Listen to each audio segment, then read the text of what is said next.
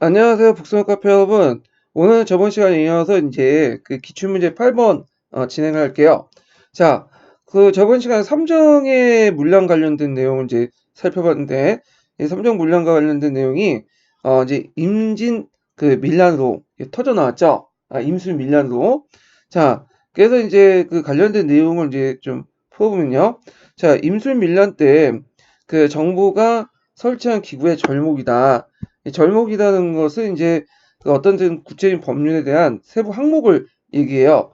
자, 이 밀란이 발생한 근본 원인과 농민이 지향한 바를 스시오 이렇게 했거든요.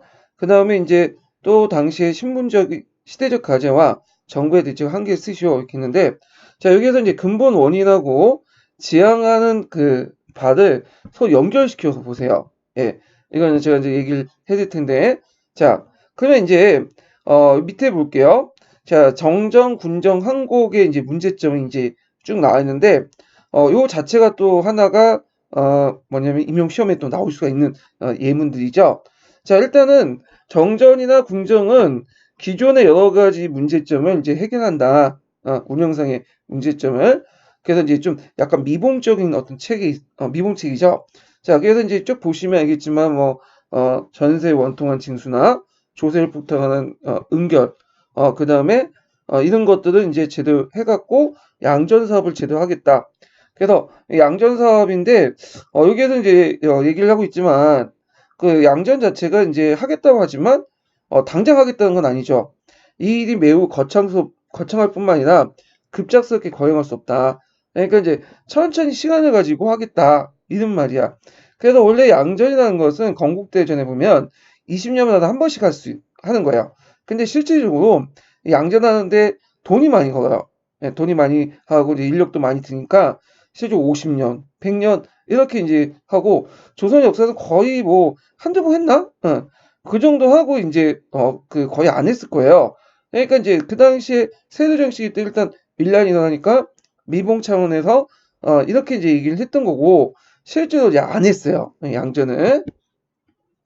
자, 군정 같은 경우에는 예전에 이제 문제가 됐던 뭐 인징, 족징, 그다음 항구청청 이런 것들 있죠. 자, 이런 것들을 이제 안 하고 그다음에 총액제도 뭐냐면 제도 이제 개선을 하겠다. 뭐 이런 내용들인데, 요것도 이제 그 밀란이 일어날 때 잠깐 하려고 하다가 밀란이 잠잠해지니까 다시 이것도 그냥 돌아가면 타불돼 있죠. 예전 나쁜 간습이 계속 남아있죠. 간행이 계속 남아서 이 군정의 문제가 근본적으로 해결이 안 됐다. 자, 그러면 한정을 볼게요. 한정은 저번 시간에 얘기했지만 이제 미봉책이 아니라 아예 그 자체를 없앴어. 예, 두 번째죠. 그래서 이제 삼정 중에 한정은 두 번째 안을 바탕으로 한 거예요.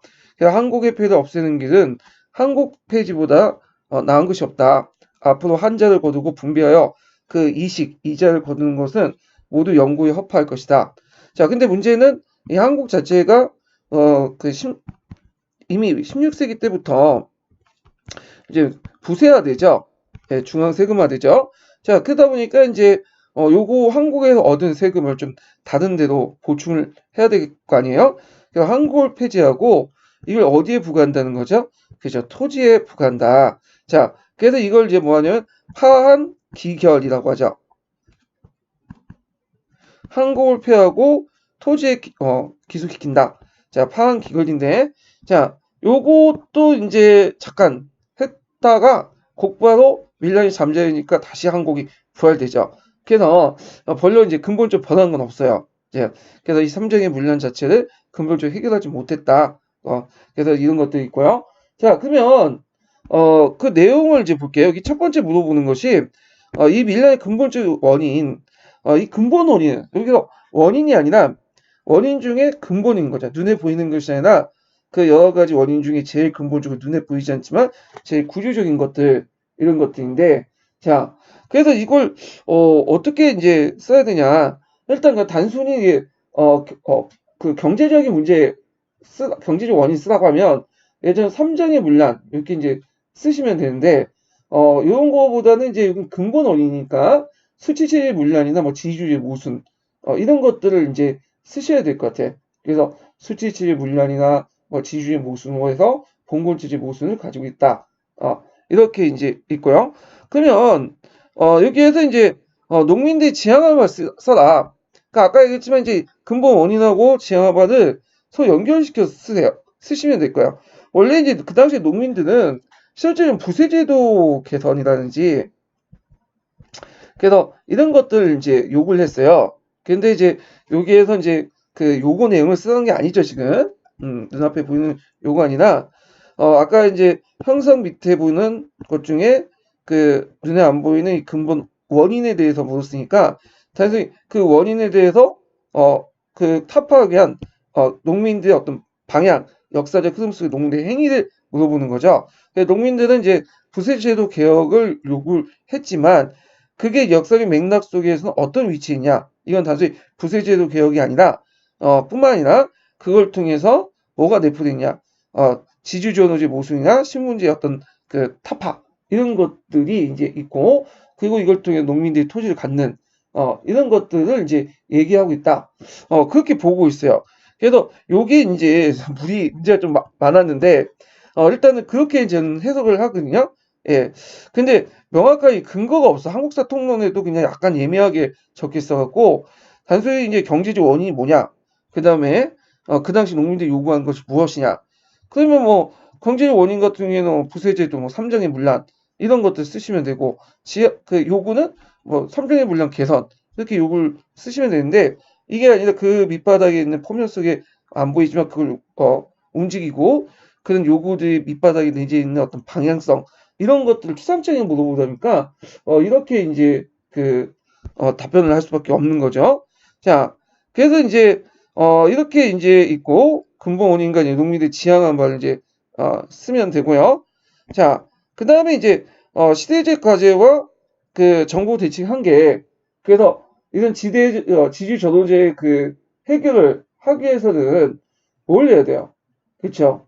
이런 지주를 타파를 하기 위한 어떤 것들을 이제 해야 되는데 신분제나 근데 이제 보니까 여러분도 알다시피 피상적인 어떤 수치치지 모순으로만 개헌관 했죠. 예, 그것도 잠깐 이제 하다가 이런 그 밀란들이 사그라지니까 또 없어지고 그래서 이런 것들이 이제 이렇게 쓰시면 돼요. 그래서 요것도 이제 이렇게 해서 연결되는 거죠. 자, 그래서 이제 요거는 대충 이제 뭐 이렇게 쓸 수가 있는데 이 근본 원인의 진양 같은 게 너무 좀 답안이 예매하기 때문에 이렇게 이제 답을 제가 썼지만 뭐 틀릴 수도 있고 그렇지만 이제 제 생각 그러니까 이렇게 파악을 해두시면 될 것 같고요. 자, 그 다음에 이제 다음 장 넘어가서 토지제도와 조세제도 관련된 내용을 볼게요. 자, 요거는 이제 그 조선시대 때 토지제도 관련된 내용인데 요거는 이제 가전법이 주로 많이 나오죠. 직전법이나 이런 것들이 있는데 실제 이제 가전법이 거의 나와요. 조선 전기 때.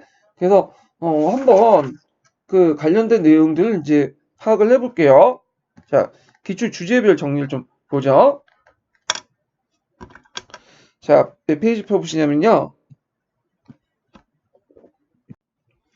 자, 가전법 관련된 내용 볼게요. 테마 17번 보죠. 자, 가전법의 목적은 고갈된 국가재정 확보, 뭐 토지 재분배를 통한 신진 그 관료들의 생활 보장, 피폐한 농민 생활 향상, 국방에 필요한 공난민 이런 것들이 이제 여러 가지 목적이 있고요. 자, 그 다음에 가전법의 지급 내용이 이제 되게 중요한데 가전법은 크게 이제 세 부류에게 지급이 되죠. 하나가 이제 뭐냐면 일단은 가전법 자체가 이제 그 공직 간직을 그 일을 하는 사람에게 주는 일종의 그 급료 성격이 있죠.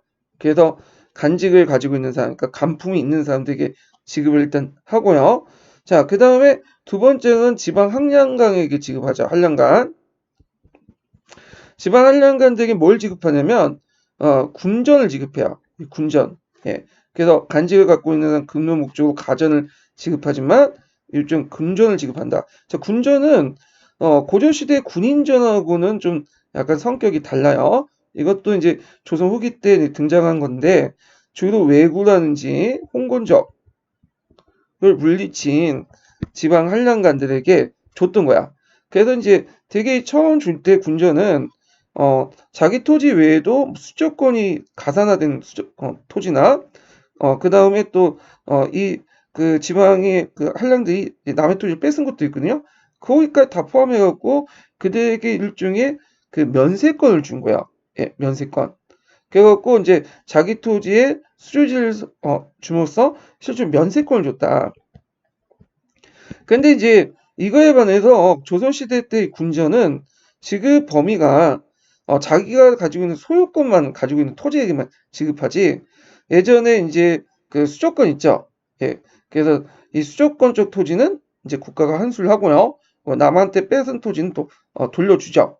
그리고 자기 소유권 안에 있는 것도 모두 다 그 면세권을 준 게 아니라 소유권 안에 그들의 토지에 따라서 일부만 그 뭐냐면 그 요 안에 수조지를 설정하죠.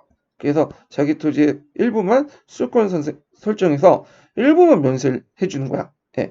그래갖고 이제 지방 한량간들에게는 군전을 주고 형식상 수조권이지만 자기 토지의 그 일부에 그 수조권을 줬기 때문에 그 면세권을 준 거다.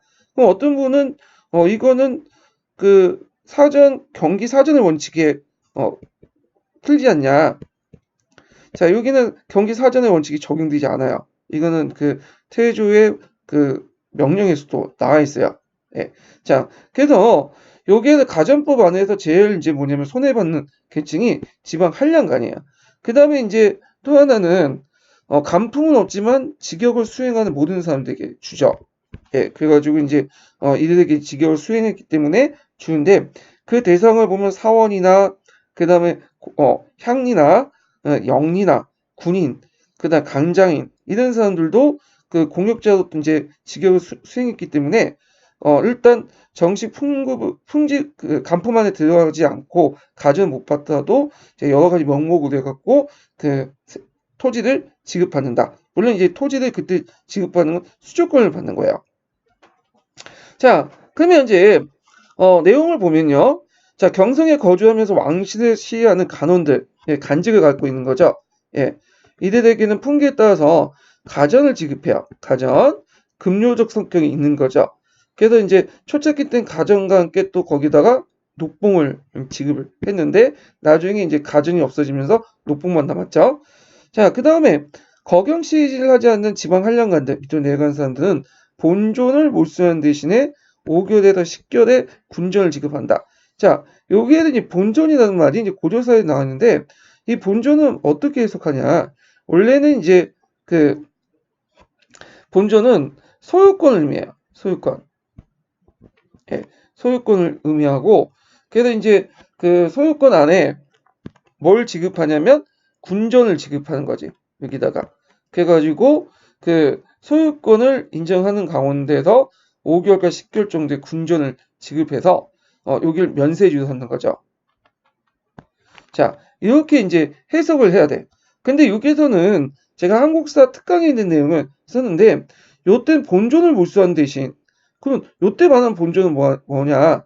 이거는 이제 그 앞에서 고려시대 때 나온 본존이에요. 거기는 소유권 외에도 그 다음에 수조지, 가산화된 수조지, 남한테 뺏은 토지들 본존이라는 거예요. 그걸 몰수를 해서 새로운 본존을 지급해 준 거죠. 그때 본존은 소유권만 가지고 있는 본전이죠.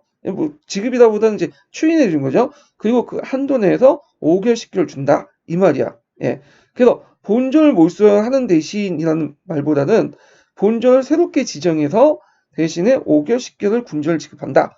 이렇게 이제 해야지 문맥상 의미가 맞는 거죠. 자, 그럼으로써 이제 이성계를 추정하지 않는 한량건들에게 일종의 중소지주 편중화시키고 그들에게 어느 정도 일정한 궁역의 대가를 주는 거고요. 그리고 이제 국가가 이걸 지급함으로써 이제는 토지에 뭐만 인정받는 거죠? 소유권만 인정받는 거죠. 예. 그래서 나한테 의미가 있다. 근데 이 그 군전은 태조 때 이제 지급했다는 기사가 있고 태종 때는 이제 없어졌어. 거의 사문화돼요. 왜냐면 그 조선시대 때는 이제 고조에 비해서 양인계병 사회거든요.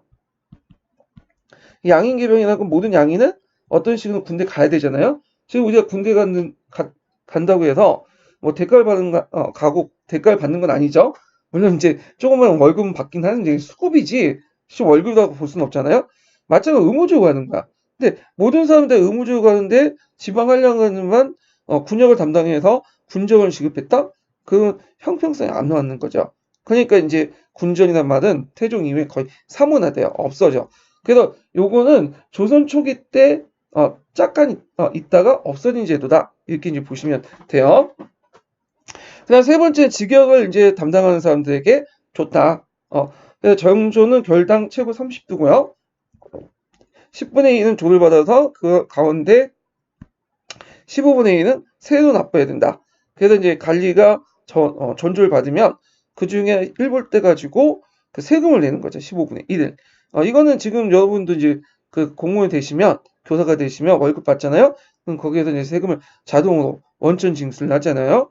자, 원칙적 국가 소유가 원칙이야. 여기 주의할 건 국가 소유가 원칙이라도 개인이 어떤 뭐 사고 팔 수 있고 뭐 이런 것들 개인의 소유권을 부정한다. 그건 아니고 여기에서는 그냥 국가가 통치한다는 왕도 정치 이념 아래 통치하고 그 통제한다는 개념이지 개인의 소유권을 인정하지 않는다는 말은 아니에요. 이념상 표현이에요.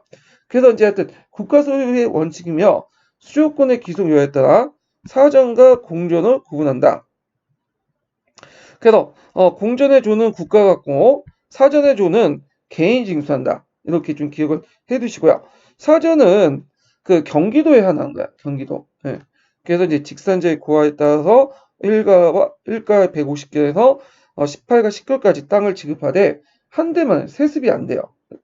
그렇지만 수신전과 후량적 명목 세습이 되죠. 그래서 우리가 지금 경기라는 땅 있죠. 경기도는 원래부터 있었던 게 아니라 이거는 이제 그 조선이 건국하면서 사전이 지급된 지역을 경기도라고 했어요. 예. 그래서 경기도가 원래 먼저 생긴 게 아니라 사전이 지급한 그 땅을 경기도라고 지칭한 거죠. 자, 하여튼 그러면 왜 경기도에서만 이제 지급했냐? 예전에 그 고조시대 보니까 그 경기도 외에 그때 경기는 계속 부분이죠. 그 외에도 다른 지역까지 했더니 외방사전이라죠. 국가가 통제를 한다는 거야. 그러니까 거기에서 자원이 확대되고 농장이 확대되니까 안 되겠다. 국가가 통제할 수 있는 범위 안에서 땅을 지급하자. 그래서 경기도에서 이제 사전을 지급하고 그리고 공정 국가가 이제 세금을 걷는 부분은 나머지 지역은 국가가 공정하죠. 자, 그래서 있고 그러면 가전법이 이제 농민들이 유리한 거. 근데 이제 주의할 것은 가전법 자체는 농민들이 직접적으로 이제 뭐 어떤 그 농민을 대상으로 한 것이 아니기 때문에 농민에 대한 말이 없어요. 근데 이 가전법이 시행하는 과정에서 어떤 점이 농민에게 유리한가 거죠. 그러니까 가전법 자체보다는 가전법을 시행하는 과정에서 알게 모르게 농민들이 유리한 것들을 이제 얘기한 거야. 그래서 10분의 1의 공조주의 실시했고 그 다음에 국가 지급의 토지를 매매를 금지했다. 이거는 이제 두 가지가 있는데 일단 국가가 농민의 경작권을 보호한 대신에 왜냐하면 이제 이 말은 뭐냐 하면 이걸 좀 이해하려면 모든 토지를 다 매매를 금지한 것처럼 생각하는데 그건 아니에요. 이거는 경기도 지역에 한정돼서요. 그래서 경기도 지역은 뭐죠? 공전이 아니라 개인에게 바친 사전이죠. 근데 이 사전은 그 국가가 이제 사전을 이제 그 설정해 놓는데 농민들이 이걸 땅을 사고 팔고 막 하면 소유권이 변동이 되잖아요. 그러니까 지금처럼 뭐 소유권 변동을 금방 파할 수 없으니까 국가 입장일 때는 세금을 매기기가 힘들어. 그러니까 이제 개인한테 준 거죠. 그러니까 하여튼 국가가 개인에게 주면 개인이 그걸 세를 징수하기 어려워요. 주인을 제대로 파악하지 못하기 때문에. 그래서 일단은 이런 사전의 어떤 수조권을 안정화시키는 측면도 있고요. 그냥 두 번째로는 그 고조기 때 이제 그 농민들 토지를 막 뺏었잖아요.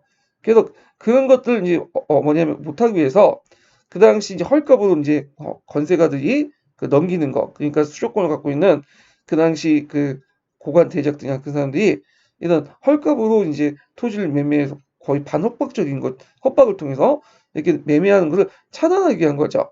예. 자, 그래서 이제 이런 다목적으로 이제 두 가지 목적으로 이렇게 토지 매매를 금지시켰다. 물론 이거는 그냥 면목상의 얘기고 실질적으로 시간이 지나면서 어떻게 될까요? 없어져요, 보통. 예. 자, 한 개는 이제 경자 유전에 의한 군등 분배가 아니라 원래 처음에는 경자 유전을 하려고 했죠. 그래서 개구수전에서 머리대로 먼저 땅을 나눠준 다음에 토지를 나눠준 다음에 경자 유전, 그러니까 토지를 경작한 사람이 토지를 갖는 그런 방향을 했지만 너무 심한 반발이 클 것 같아서 그 소유권이 이제 아니라 수조권 한정에서는 재분 분급에 불과했고요. 그 다음에 원래 원칙상은 세습이 금지돼 있죠. 그런데 수신전이니 후량전이니 목적으로 해서 세습이 돼서 점차 공신 관리의 증가가 사전에 부족을 초래했다. 그래서 이제 하여튼 이런 문제점도 있지만 결과적으로 볼 때 검문 세력들이 강점하고 있는 사전이 혁파되고요. 국가의 지배하는 공정이 증가됐다. 그리고 신진 관료들의 경제적 토대를 마련했다. 이렇게 보시면 돼요. 그리고 뒤에 있는 이제 직전법하고 간수간급제가 있는데 수능에는 많이 나오는데 그 인구에서는 지금까지 별로 나온 건 없어요. 그래서 각자 보시고 여기까지 이제 더 듣고 싶으신 분들은 제가 이제 기본 강의 시간 때 했으니까 그 부분을 들으시면 될 것 같아요. 자, 그러면 기출문제 이제 풀어볼게요. 자, 1번 문제 보면 가전법 규정에 대한 설명이 잘못된 것은 자, 원칙적 가전의 세습을 인정하지 않았다. 예. 그래서 그쵸. 원칙적으로 인정하지 않았죠. 근데 항상 그 예외가 있죠. 우리나라는 항상 예외가 있잖아요. 예, 원칙이 있으면 항상 예외가 있어. 그래서 시간적 예외가 원칙이 돼버리죠. 그래서 수신전이니 뭐 후량전이니 하면서 점점 세습이 되죠. 그래서 이걸 타파한 게 나중에 직전법이죠. 자, 그 다음에 2번을 보면 경작자 개인이 가진 토지를 매매를 허락했다. 아니죠. 요거는 이제 다른 답이 없기 때문에 이렇게 있는데 원래 그 허락을 떠나서 그냥 매매가 됐어요. 근데 이제 여기에도 원칙적인 내용이니까 가전법 규정. 여기는 주의할 게 이제 아까처럼 했지만 모든 토지가 아니라 경기도의 사전에 한정된 거죠. 예. 일단 수조권의 어떤 보호, 주인이 계속 바뀌면서 수조권자가 제대로 세금을 거둘 수 없는 것을 막기 위해서고 걷지 못한 걸 막기 위한 거고 두 번째로는 이제 농민 보호죠. 수조권자가 농민들의 땅을 탈취하는 거죠. 그러니까 일종의 사전을 받았다가 소유권으로 이제 넘기는 거, 헐값으로 이렇게 넘기는 금지시키긴 하는데 고려시대 때 경험, 역사적 경험에 나온 거죠. 자, 하여튼 2번 맞고요. 원칙상. 자, 전조를 규정 액수 이상 거둔 자는 처벌하죠. 10분의 1. 자, 분급한 토지는 직역 공무의 대가로 지급한 거죠. 그렇죠. 가전적 성격이 있어요. 예. 자, 그래서 답이 2번이 되죠. 자, 그럼 2번을 보면 고려의 정시가의 전시가의 조선의 가전법은 전시가와 이게 못하네요. 예.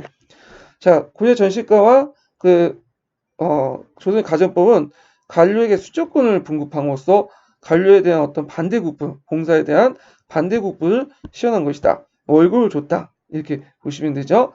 그래서 전시가의 이제 가전법 체제, 수조권 분급의 의의, 그 다음에 그 당시 가전법 이후 양반 관료의 토지 경영 방식과 그 배경 이런 것들을 이제 500자 이내로 서술을 하라고 하는데요. 이 첫 번째 문제 수조권 공급의 의의는 이게 이거 답이 너무 많기 때문에 너무 길고 그렇기 때문에 일단은 이거 뭐 관련된 문제가 나올 가능성도 없고 그래서 제가 이제 그 기출 문제 분석에 한금박지 선생님의 예상 답안을 적어놨어요. 올려놨으니까 요거 이제 좀 참조를 해주시면 될 것 같고요. 자, 2번을 보면 가전법 붕괴 이후에 양반 관료들이 토지 경영의 참여 방식과 그 배경을 500자 이내 쓰시오. 자, 요거는 약간 이제 좀 설명이 필요할게요. 자, 여기 보면 이제 그 정근대 시대 때는 토지 그 경영 방식 두 가지가 있어요.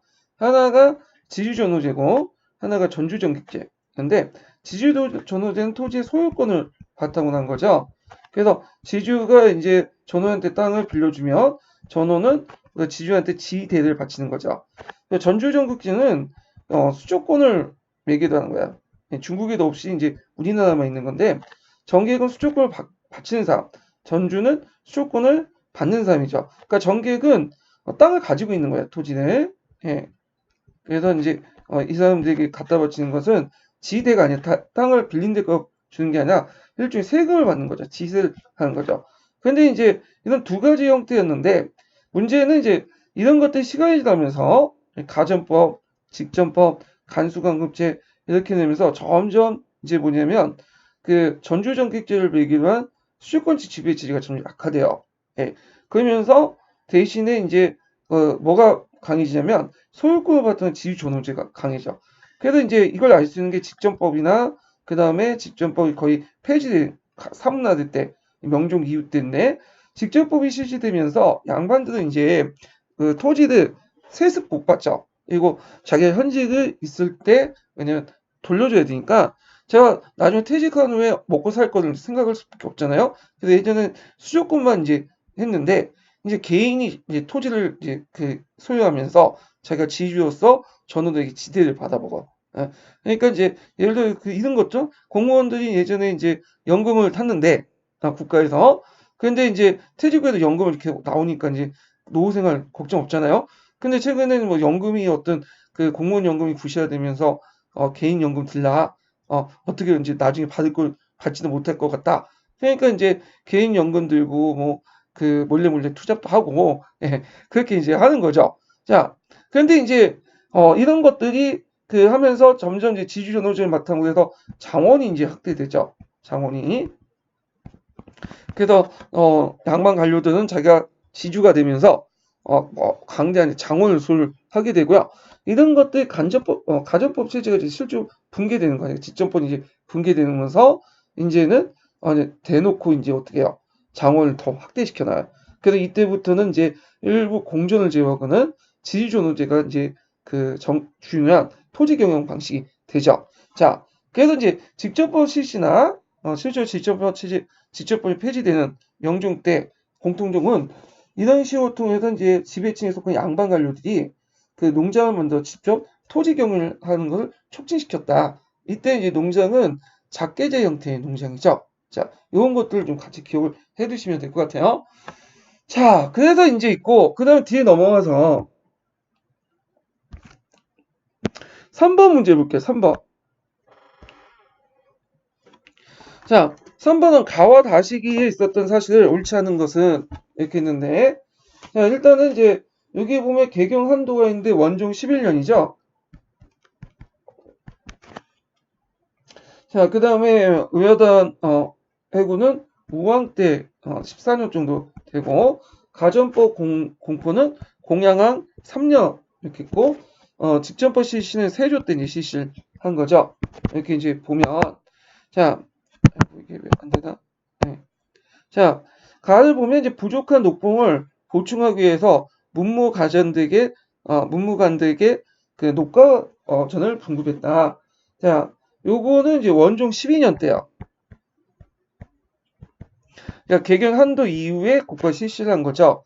자, 이때 들어오니까 이제 개경 한도 곡발은 이제 그 하고 신진 관료에게 월급을 주려고 하니까 이미 건문 세력들이 이제 토지를 다 독점한 거예요. 그래서 줄 토지가 없어. 그래서 새로 개간된 경기 파동 일대, 개성 일대에 그 당시 그 이것을 해서 그다음 신진 관료들에게 녹과전을 분급을 했죠. 근데 이제 문제는 이 녹과전을 분급했는데 이 녹화전도 나중에 검문 세력들이 다 먹어요. 왜냐면 요 땅이 경기도 일대, 그러니까 그 개성 일대니까 노동자 땅 아니에요? 그러다 보니까 이제 여기가 땅값이 높을 거 아니야. 또 그러니까 이제 사람들이 이제 검문 세력들이 그걸 먹는 거야. 네. 그래서 고조 시대 때는 이렇게 이제 녹화전 제도를 실시해서 종전의 전시까지도 모순점을 극복하려고 했고 또 하나가 전민변전 사업 있죠. 이걸 통해서 또 극복하려고 했지만 이런 것들이 이제 잘 안 됐죠. 그래서 전시가 체제 인정 안 해서 뭐 녹가전 실시, 전민변전 사업 안 됐고 결국에는 위화도 해군의 가전법이 실시된 거죠. 근데 가전법은 이제 전시가 체제나 고려 시대를 고려 왕조를 인정하지 않고 뒤엎고 이제 하는 거니까 좀 성격이 좀 다른 거죠.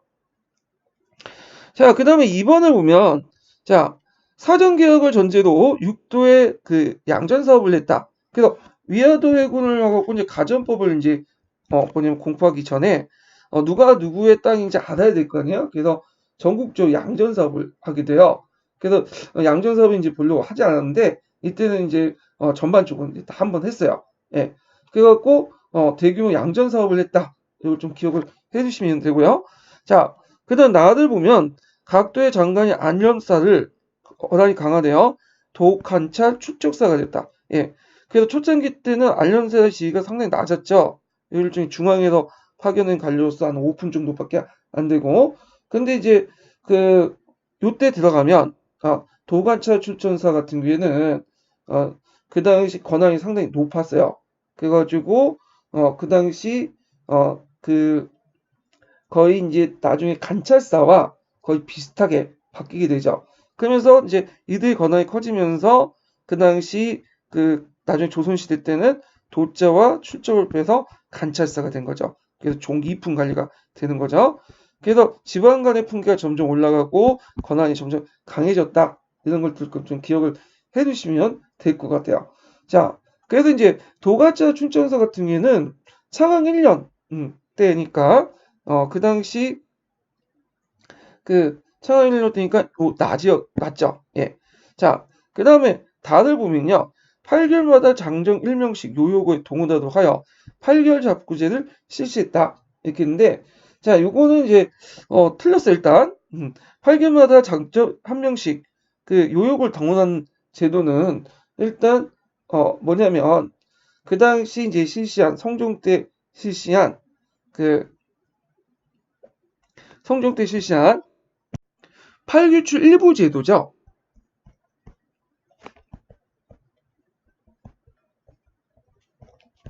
자, 8교체 일부 제도는 알려면 조선 전기 때 이제 요역 시스템, 공납 시스템을 좀 알아야 돼요. 요역과 공납.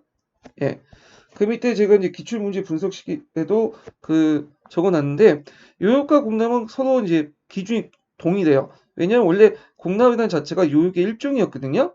그래서 이제 고려나 조선시대 때 요역이나 공납이나 일정한데 조선 전기 때는 고려시대에 달리 고려시대는 이 요역과 공납은 인을 단위로 했어요. 예. 그래서 호구를 기준으로 해갖고 인을 이제 단위로 했거든요. 근데 조선 전기는 같은 호지만 인을 이제 아니라 좀 토지를 가져요. 토지 결수를 담당하는 많은 사람들이 이제 그 사람을 사가지고 담당을 했고 그 다음에 이제 이것이 그 조선 후기 때 들어가면 호와 토지 결수가 이중적이잖아요. 그러니까 이제 하나를 단일시켜서 토지 결수를 통일시킨 거죠. 그래서 고려시대는 호를 기준한 인이고, 조선적인 호를 기준해서 토지 결수, 그 다음 토지 결수 이런 식으로 해갖고 이제 변화를 불러일으켰다. 그래갖고 그 당시 이제 그 처음에는 개정법을 실시했죠. 인을 바탕으로 이제 했던 제도인데 이것이 이제 뭘로 바뀌냐면 개정법으로 바뀌어요. 개정법으로. 자, 개정법이란 자체가 토지를 바탕으로 한 거죠. 토지를. 그리고 그거에 대한 영민식, 시행세칙을 만든 게 성종 때 8개월출부제야. 그래서 8개월당 한 명씩 착취하는 거죠. 8개월 정도 가지고 있으면 상당히 많은 돈을 가지고 있는 사람이잖아요. 자, 그래서 이제 이렇게 이제 기억을 해두시면 될 것 같아요. 그래서 호동을 바탕한 토지를 기준으로 해갖고 했다. 자, 근데 이제 여기 8개월 작부제가 있어. 8개월 작부제는 좀 이건 다른 거예요. 예, 그것은 이제 뭐냐면 그 조선시대 때는 작부제라는 세금 징수제가 있어요. 그래서 8개월당 작부 한 명을 뽑아서 그들이 이제 세금을 징수를 하고 그리고 그 대신에 면세권을 얻는 거죠. 주로 이제 세금을 대신 징수하는 사람은 누구냐면 유황소의 항인들이죠. 예. 그래갖고 이제 이렇게 운영했던 것이 팔굴 작부제야. 그러니까 이제 팔굴출 일부제와 팔굴 작부제가 이게 플러스 된 거야. 예, 서로 같이 있기 때문에 일단 팩트 측면에서 틀리고요. 예, 이거는 팩트 측면에서 이제 틀리고 그리고 이거 자체가 이제 성종 때 8개월 일부제는 성종 때 있기 때문에 다 뒤에 있는 거죠. 그래갖고 이제 틀리고요. 그래서 답이 4번이 돼요. 자, 그 5번을 보면 지방에 거주하는 한량간들에게 본전의 다소에 따라 군전 10개월은 5개월씩 분급하였다. 이건 고려사 식화지에 있는 내용인데 요때 본전이라는 말은 뭐죠? 소유권이죠. 소유권. 소유권이고 소유권 안에 뭘 부여했다는 거야? 그쵸. 수조권을 부여했다는 거야. 그러면 군자는 수조권을 부여했다는데 실제로는 자기 토지에 설정해놓으니까 면세권이죠. 근데 요때 고려시대 때의 본조는 소유권뿐만 아니라 아까 이제 가산화된 수조권도 있고 그리고 그 다음에 약탈한 토지도 있죠.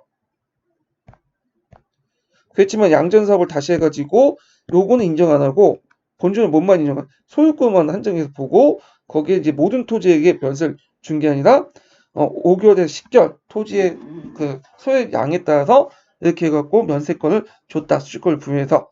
자, 그래서 요걸 좀 같이 기억을 해두시면 될 것 같아요. 자, 그 다음에 이제 4번 문제는 상당히 이제 뭐냐면 그 거시적인 문제죠.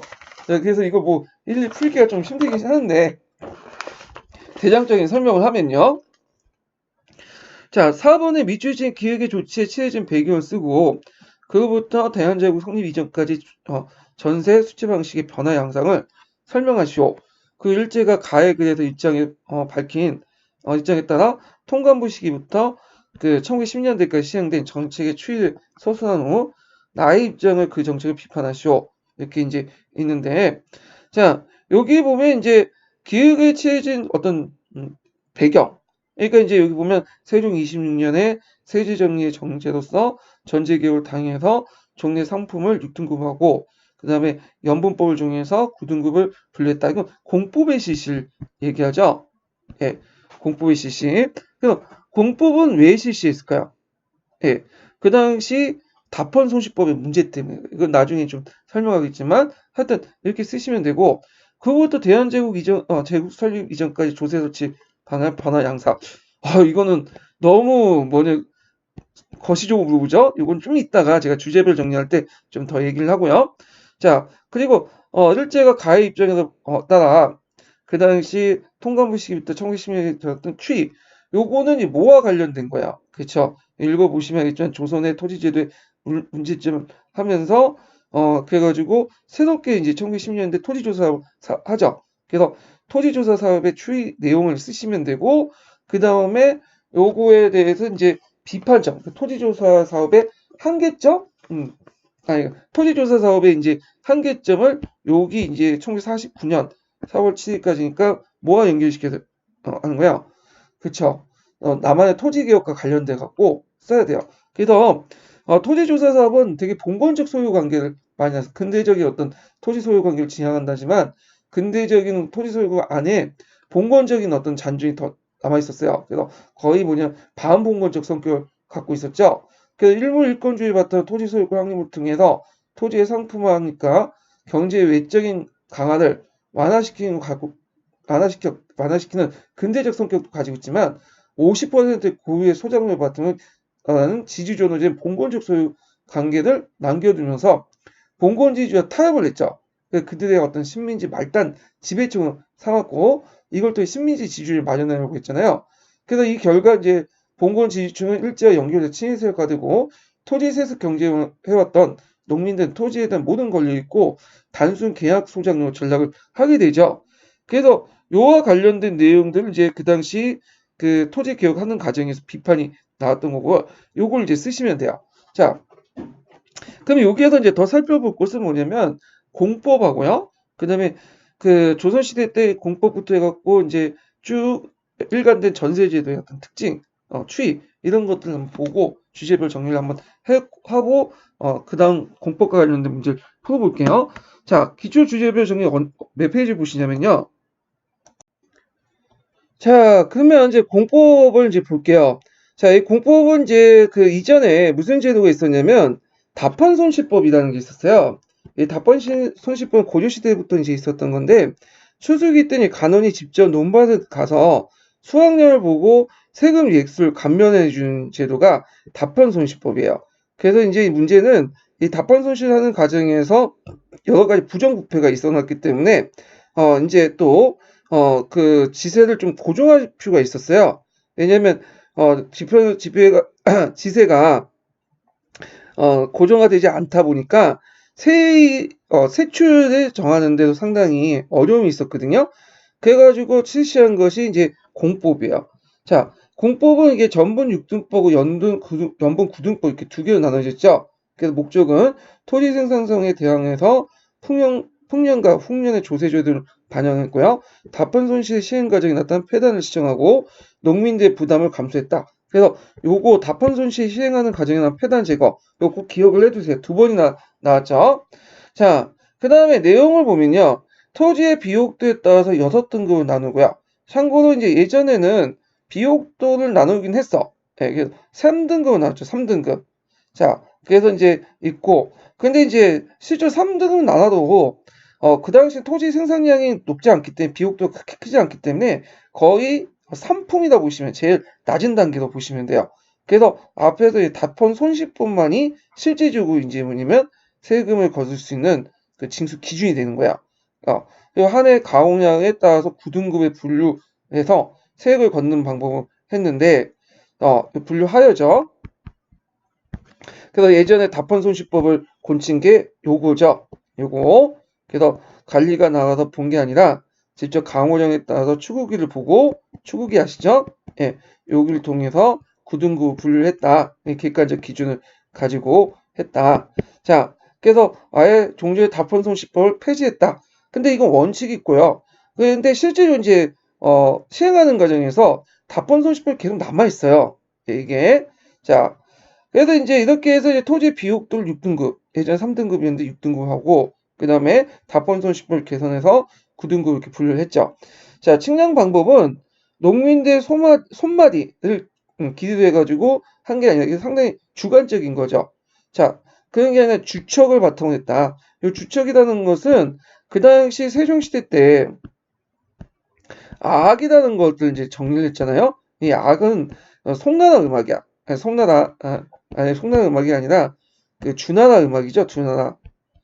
예, 그래서 이제 송을 통해서 들어왔는데 문제는 예전에 주나라 음악의 그 기준음을 솔직히 말해서 정확히 모르죠. 중국도 모르는데 우리가 알 리가 없잖아요. 그래서 이제 그 세종이 박연을 시켜가지고 그 악 그러니까를 하기 위해서는 주나라 음의 기준음을 잡아야 된다. 그래서 평경을 만들고 평경을 만들 때 그때 이제 뭐냐면 소리의 길이를 정하게 됐는데 그 소리 길이의 크기를 주축으로 만든 거야. 예. 그래갖고 이제 수수알들을 나무로 만든 밀랍으로 만든 수수알을 이렇게 해가지고 한 통에 집어넣고 구리통에 집어넣고 그리고 여기는 이제 기준으로 잡고 여기는 이제 4분이 가는 거죠. 이렇게 그래갖고 여기에서 띄었다 붙었다 띄었다 붙었다 저도 잘 모르겠지만 하여튼 이런 식으로 뭐냐면 개를 음을 만드는 거죠. 음의 기준을 이 음의 기준을 가지고 평경을 만들어요. 예. 그래서 이제 기준을 잡고 이제 아학을 이제 정리했는데 요 그 기준음 자체 있죠.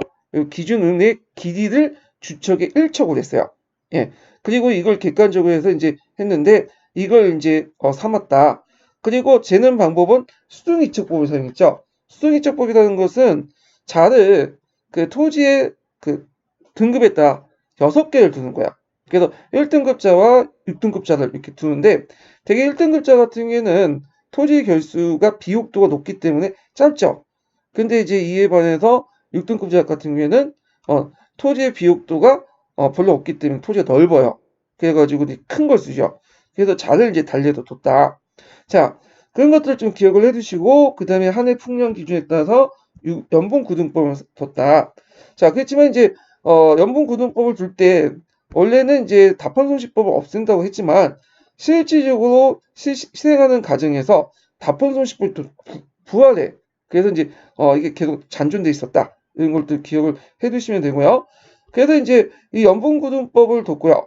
이 연분고등법은 나중에 인종 때 뭘로 바뀌냐? 영조법으로 바뀌죠. 원래는 이제 그 상상부터 해서 하하까지 9등으로 나는데 하중부터 하하까지 딱 정해보죠. 예. 그래서 영구히 정한다 해서 영정법이 나가죠. 그래서 4두에서 6두까지 정했다. 그래서 있고 인조 때 정했은 거요.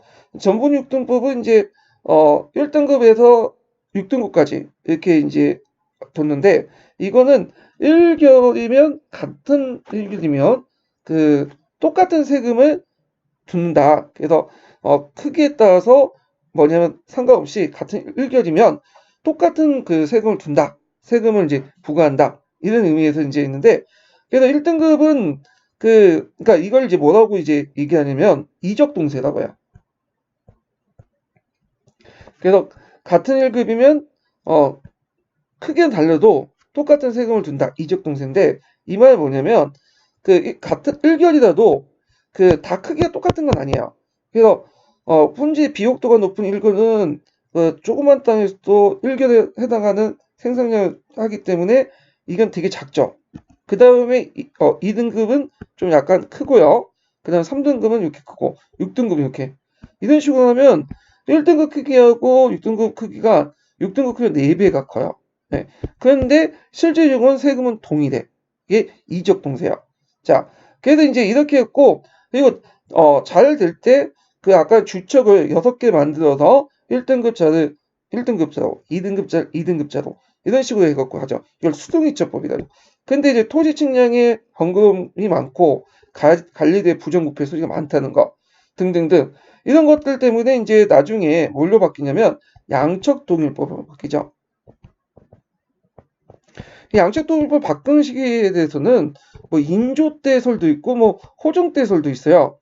예, 그래서 한국 통례는 인조로 돼 있고 심포샘에도 인조에 돼 있지만 다른 책임 효정이라고 하는데 인조 때 이제 실시해서 호정 때 확산됐다 뭐 이렇게 이제 이해를 해주시면 될 것 같아요. 자, 그래서 이제 이렇게 해서 한번 정리를 해봤고 그 다음에 이제 토지지도의 변천 과정을 이제 좀 볼게요. 자, 몇 페이지 펴보시냐면요. 아, 제가 여기 8편에 있는 줄 알았더니 보니까 없네요. 그 내용이. 그래서 기본 심화 강의에 적어놨긴 했는데 신어놨는데 8편에 없어갖고 일단 기본 심화 강의 부분을 풀고 할게요. 203페이지에 있거든요. 기본 심화 강의 교재가 없는 분들은 제가 9.0 공지에 있어요. 거기 1편에 다운받아갖고 보시면 돼요. 자, 여기 보면 이제 정건제 시대 때는 이제 두 가지 기준을 가지고 세금을 걷었는데 하나는 토지 비옥도와 그 다음에 또 하나는 작황 전국 단위의 이제 작황 한 해 작황을 보고 했죠.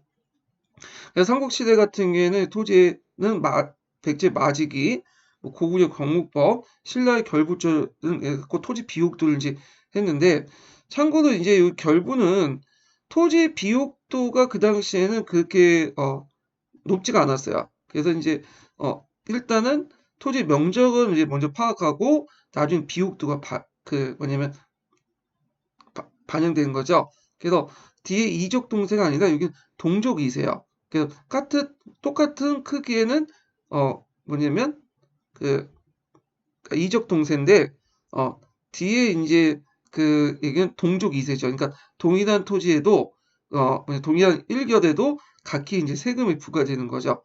예, 이런 것들 이제 기억을 좀 해주시면 되고요. 자, 그리고 고려 중후기 때는 결부제가 생산량으로 바뀌어요. 그래서 좀 전에 면적에서 생산량이 바뀌면서 동족 이세에서 이적 동세로 바뀌죠. 예, 그래서 이제는 다른 크기라도 1결이면 똑같이 세금이 부과되는 거죠. 예전에는 똑같은 크기라도 먼저 크기를 재고 비옥도를 그다음 나눴기 때문에 동족 2세인 반해서 이건 이적 동세다. 이렇게 좀 기억을 해두시고 그 다음에 3등급을 나눴죠. 예. 근데 이제 이에 반해서 이제 고려시대는 또 한해 풍년은 다펀송실로 하죠. 근데 아까 말한 것처럼 3등급 나눴다고 해도 실제로는 거의 하품이에요. 그래서 토지의 비옥도가 그렇게 높지 않았기 때문에 상대적으로 볼 때 삼국시대보다 높은 거지. 그래서 이제 되게 다펀 손실에 의해서 결정이 됐다. 다펀 손실도 주체에 따라서 이제 경차관이 파견된 간다편 있고 그 다음에 이제 일반 사주들이 이제 하는 전주다편 이런 것들이 이제 있는데 뭐 여기까지 나가면 좀 복잡해지니까 넘어갈게요. 자, 그 다음에 이제 이런 문제점을 이제 세종 때 공법을 위해서 개선됐죠.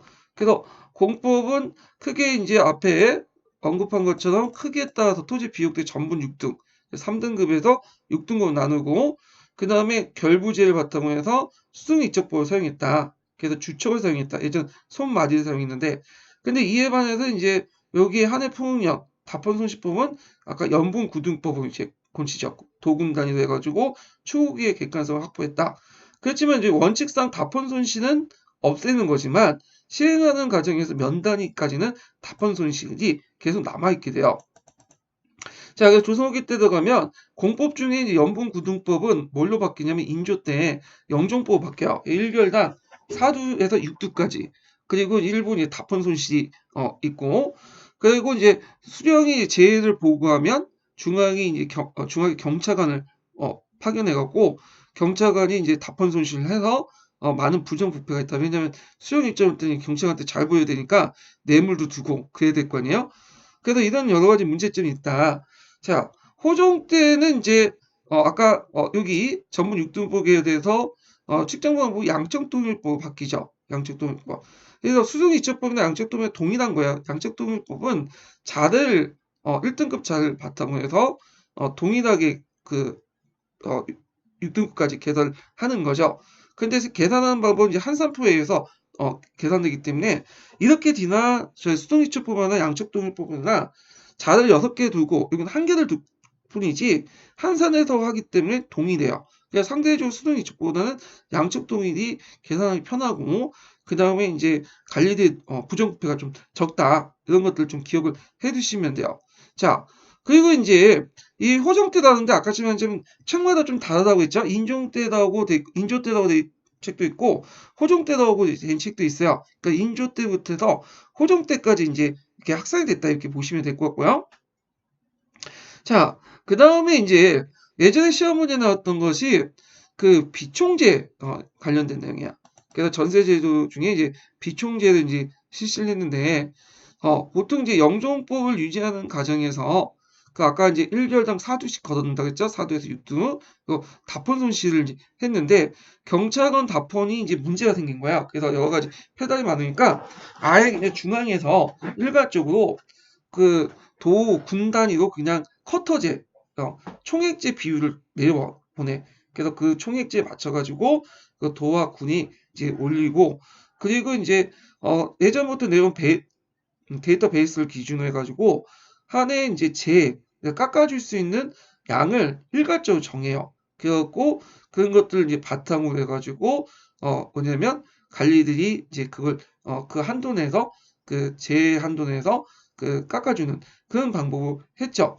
그래서 이제 이런 내용도 좀 기억을 해두시면 될 것 같아요. 자, 그래서 이제 이 재해를 결총이라고 하죠. 예, 여기에서는 이런 것들 이제 보시면 되고, 그래서 이제 그 비총제 같은 경우 총액제로서 중앙에서 일괄적으로 총액 단위로 이제 그 지세를 부과하고요. 그리고 예전에 데이터베이스를 기준으로 해가지고 일종의 깎아줄 수 있는 결총을 정하죠. 그리고 그 안에서 수령이 판단해서 판단했다. 근데 결총수가 내려올 때부터 부족하기 때문에 깎아주려고 해도 더 깎아줄 수가 없어. 그러면 일단 총액을 맞춰야 되니까 없는데 징수를 해야 되겠죠. 그래서 그 당시 땅이 없는데도 불구하고 없는 사람들에게 땅이 있다고 하고 하는 백지징세를 남발해서 이런 것들이 삼정의 문란이 됐다. 정정의 문란이 됐다. 이런 것들을 좀 같이 기억을 해두시면 될 것 같아요. 그리고 이제 나중에 19세기 들어가면 결가제라는 것들이 나타나요. 결가제. 이거는 뒤에 이제 좀 나중에 설명할게요.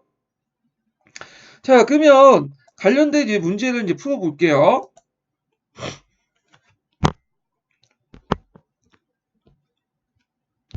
자, 세종 이게 아유 잠깐만 좀 기다리세요. 예. 자, 세종 26년에 공법 실시의 목적은 이렇게 했는데 자, 이거는 쉽게 이제 답이 나오죠. 아까 얘기했죠? 뭐 때문에 그런 거죠? 답헌 손실의 폐단을 시정하기 위해서 이렇게 쓰시면 돼요. 요게 이제 뒤에 또 시험 문제 또 나왔어. 예. 16년도에. 자, 그 다음에 이제 여기는 대역제 폐단 시정이 나는데 자, 대역제라는 거는 이제 세조 때 보법이 실시하니까 농사를 짓는 사람이 부족하죠. 그래서 돈으로 사람을 고용하는 고용해서 군역을 치르겠는데 그래서 이제 나중에 그 군적 수포제가 합법화되면서 이 대역제 폐단을 시정하려겠다. 그 다음에 곡물 대납에 이제 부정을 시정하는 건 방락과 관련된 거예요. 방락. 그래서 이 박람회 이제 너무 폐해가 심하니까 유민들이 많이 발생되고 이런 것들을 시정하기 대동법을 실시했고요. 그다음 영정가율법이라는 것은 뭐냐면 인조 때 실시한 영정법을 말하죠. 영정법. 그래서 이제 연봉 구등법을 최하 등급이 1개월당 4등에서 6등급 이렇게 했고, 그다음 그 이하로 더 감면받으려면 수령이 재해를 보고하면 중앙경찰관을 파견해서 답판을 해서 깎아주는. 근데 이 경찰관 답판 손실이 문제가 있어갖고 나중에 비총재가 바뀐다고 했죠. 자, 6번을 보면 조선 전기 때 수치제도에 대한 설명이라고 할 수 없는 것은, 자, 요역은 그 성종 때 영민시기 항목이에요. 그 1년에 6일 이내, 그 다음에 8개월마다 1부씩 동원했다. 성종 때 8개월 1추구제죠. 8개월 1추구제. 그래갖고 이제 이거 예전에 시험 나왔던 거죠. 두 번이나 나온 거예요. 그래서 기출 풀면 이렇게 답이 보이는 게 있어요. 8개월 1추구제. 자, 이 영민식이란 말은 이제 다시 설명하면 세종 때 개정법에서 정종 때 개정법에서 개정법 바뀌게 돼요. 혼을 기준으로 해서 예전에는 성인 남자를 많으면 요육동이 많았는데 이때 토지를 많으면 이제 하죠. 호에 토지가 많으면 그 요육동원 인원이 많도록 했는데 그에 대한 구체적인 시행세칙을 요때 만들었어요. 이게 영민식이야. 역을 동원하는 시행세칙인 건데 그 개정법의 시행세칙으로서 8율출 일부제를 실시했다. 이렇게 보시면 되죠. 자, 2번을 보면 보인이던 조육가는 정군의 반군수포 형상이 확대되면서 점차 액수가 증가되었다. 예. 그래서 보인이 되던 조육가, 그러니까 이제 복법원에서 반군수포제를 했다고 했죠. 대역제하고 그래서 포를 납부해갖고 그 군대 빼앗는 그런 것들인데 이게 이제 확대되면서 점차 액수가 증가돼요. 그래서 이런 문제점 때문에 나중에 이제 군적 수포제가 실시되면서 한 사람당 2피씩 1년에 2피씩 내도록 했죠. 자, 그 다음에 3번을 보면 현물로 납부했던 공물을 호구에 다가해서 점차 토지에 다가도 부과 기준이 바뀌었다. 그래갖고 이제 요거는 뭐와 관련된 거냐? 공납과 관련된 거죠. 공납과 요역의 기준은 동일하다고 했어요. 왜냐면 이거 자체가 공납이 요역에서 이제 나온 거기 때문에. 자, 그래갖고 이제 요 내용을 보면 원래는 이제 호구에다가 호가 기준이었죠. 근데 조선 후기 때 들어가면서 점점 토지의 기준이 바뀌죠. 그래서 호는 처음에는 인정이었다가 그 다음에 토지도 이렇게 바뀌고 토지 결수로 그리고 조선 후기 때 완전히 토지 결수로 일어나게 보이죠. 자, 그래서 답이 맞고요.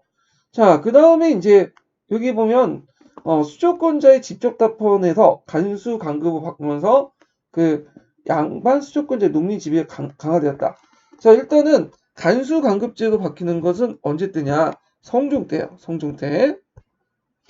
근데 이제 간수 간급제는 말 그대로 간이 걷어가지고 누구한테 지급하는 거야? 그렇죠. 관리들에게 직접 지급하는 거죠.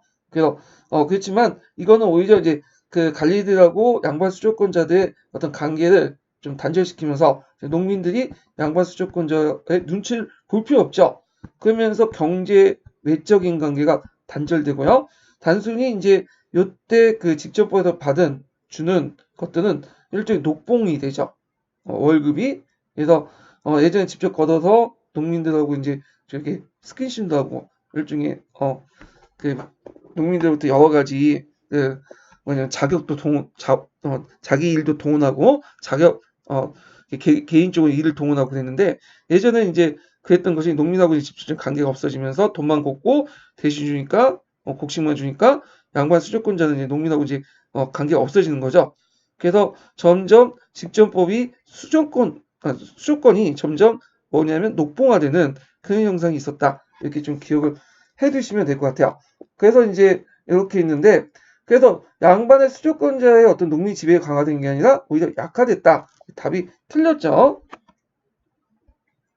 자, 그래서 이제 있고 참 여기에서 좀 약간 문장도 잘못된 게 있는데 수요권자의 직접 답헌이라는데 이 답헌제는 이제 보면 그 답헌의 주체에 따라서 간답헌하고 그 다음에 뭐가 전주답헌이 있거든요. 그래서 간답헌은 원래부터 이제 공전에다 실시해서 해당 지역의 관리나 경찰관을 파견해서 하는 거고, 전주답헌 같은 경우에는 그 경기 지역에 사전에 한정돼서 이제 하는 거죠. 전주를 갖고 있는 수족권을 갖고 있는 전주가 직접 내려가서 답헌을 해서 뭐 토지를 깎아주는 거야. 근데 이건 말이 많다 보니까 이게 전주답헌이 태종 때 없어져요. 그리고 이제 간답헌 통합이 돼. 예. 그래도 이제 전주답헌은 없어졌지만 물론 이건 공식적인 거고 비공식적으로 계속 남아 있죠. 그래서 이제 있는데 하여튼 이렇게 해서 이제 없어지고 떴다가 또 부활됐다가 또 세종 때 가서 아예 또 없어져요. 세종 때 가서 공식적으로 없어져요. 예. 근데 이제 여기에서의 그 직접 답은 일단 그 당시에는 공식적으로 없고요. 예, 공식적으로 간수간급제하고는 좀 다른 거예요. 답헌은 이게 세수를 걷기 전에 세수 징수하기 전에 이전에 뭐냐 답헌을 하는 거고, 요게 간수간급제라는 것은 요건 없어졌지만 세수 징수 그러니까 답헌을 하고 나서 세수 징수를 누가 한다는 거야? 양반 수조권자들이 예전에 했어요. 그러니까 답헌은 관리되더라도 일단 결정한 것은 세금 걷는 거는 양반들이 걷어서 갔던 거죠. 이걸 없애자는 거야. 그러니까 요거하고 요거는 별개의 거예요. 예. 그래서 직접 답헌은 이미 태종 때 한번 없어졌다가 다시 부활됐다가 세종 때 아예 없어졌다. 이렇게 이해를 해주시면 돼요. 자, 그 다음에 7번을 볼게요. 아이고 이게 또 자, 조선 후기 정부가 대동법을 실시한 근본 의도는 대동법이라는 것은 그 여러 가지 이유가 있겠지만 여기에서 물어보는 게 이제 근본 의도잖아요. 여러 가지 의도 배경 중에 제일 중요한 거 답이 3번이죠. 3번. 일단은 박나래 폐단 때문에 농민의 유망이 있으니까 이걸 막고, 그리고 토지 결수에다 부과되면서 국가 재정을 튼튼하게 한 거죠. 근본적인 거고요. 그리고 이제 거기 상품 화폐 경제를 촉진시킨 거. 이거는 의도한 게 아니라 의도하지 않았지만 그런 결과를 낳은 거죠. 이거는요. 예. 그래서 의도하지 않았지만 그런 결과를 낳았다. 그래서 대동법을 실시할 수 있었던 배경도 상품화폐 경제가 발달했던 거고요. 왜냐하면 대동법을 실시하는 건 전제가 그 쌀만 받아도 돈만 받아도 시장에서 물건을 살 수 있어야 되잖아요. 그러면 전국 각지의 물건이 시장에 모여야 되겠죠. 상품화폐 경제가 발달되잖아요. 그렇지만 이제 일단은 그렇게 해서 이제 대동법이 이제 실시하면서 공인들이 생기고, 이 공인들이 이제 물건을 사들이고 선대지하면서 상품화폐 경제를 촉진시킨 거죠. 그래서 이거는 의도하지 않고 의도하지 않지만 그런 결과를 낳았던 거다. 그 다음에 지방간청의 재정을 충실하기 위해서, 이거는 이제 하나의 이제 일종의 목적보다는 근본적인 목적보다는 부수적인 효과죠. 개혁을 하면서 지방간청의 재정도 한번 좀 충실해보자. 겸사겸사. 그래갖고 이제 상공리하고 유치미를 나눠서 상공리는 중앙에 올리지만 유치미 같은 경우는 지방에 쓰죠. 그래서 유치민을 지방 재정으로 동원하는 그런 것도 있는데, 나중에 시간이 되면 이것도 이제 문제가 생겨요. 왜냐하면 상공리 비중이 점점 올라가면서 유치미 비중이 떨어져. 그럼 지방 관할의 재정이 굼픽해지니까 또 다른 이제 세금을 법에 없는 세금을 만들어서 가전주부하는 문제점이 등장을 한 거죠. 그 다음에 이제 수납의 급납화 편리성을 하고 고조하고 조세의 급납화를 추진하기 위해서, 이것도 이제 그 일종의 그 주요 의도는 아니죠. 예, 이거는요. 예, 일종의 이제 급납하려고 뭐 수납 편리성을 고려한 거는 이런 것들은 이제 그 하는 거는 부수적인 거, 예, 유치미하고 지방재정 충실하는 거하고 연결돼서 이제 보시면 될 것 같아요. 그래서 답이 3번이 되죠. 자, 그 다음에 그 18세기 때 후반 정남 오명가 두 결의 토지를 소유하고 있는 그 농민 호주가 연간 부담의 법적 조세율이야. 이때 법정 조세율은 그 법률에 입각하는 거예요. 그 외에는 이제 플러스 알파가 더 컸지만 일단 법률에 입각한 거에 이제 보자면요. 단 그 섬수미 세액은 제외시켰죠. 자, 그러면 이거는 이거 약간 역사 문제가 아니라 그 수학 문제 같은데, 수학은 아니죠. 간단한 산수 문제인데, 요 정도면 초등학교 수준이면 다 풀 수 있으니까 한번 같이 풀어보죠. 자, 여기 보면 일단은 법적 조색을 한번 봐야 돼. 일단, 대동법을 보면, 1결당 몇 둘 걷죠? 그쵸, 12둘 걷죠? 자, 그 다음에 이제 그 전세를 이제 볼게요. 전세는 1결당 4두를 걷죠. 이제 요즘에 책에 6두를 걷는다 이 표시되어 있는데 일단은 4두를 전체로 해서 이제 얘기를 하고요. 결작이라는 게 있죠. 균형법이 시시하면서 보충분을 걷는 그 토지에 걷는 거를 결작에는 1결당 2두를 걷고 자, 그다음 균형법이라고 하니까 18세기 후반은 균형법이 시시했죠. 예. 균형법은 1인당 몇 필씩 걷는 거야? 1필씩 걷는 거야. 예.